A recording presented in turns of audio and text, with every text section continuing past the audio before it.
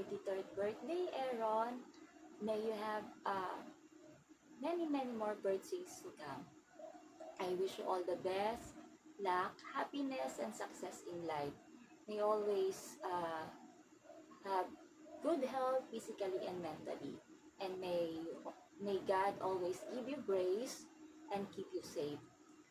Thank you for those times that we've been together. I cherish all those memories and moments together. Um, I always feel safe when I am with you. I feel like a princess when I am with you. We did not meet by accident in Dumaguete because it is the plan and will of God for us. God has a purpose for us together. I still have hopes and prayers of our lifetime together and still be friends forever.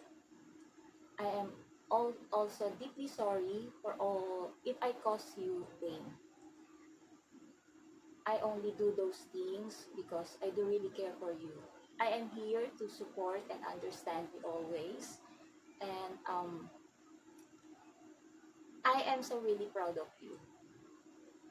I am so really proud of you, and I believe in your capabilities. You are a great blogger. Continue your being a digital creator, content creator. You are still the best person for me. Um, I have much effort for you. You know that. Always take care, and God bless you. Keeping you in prayers. Happy birthday.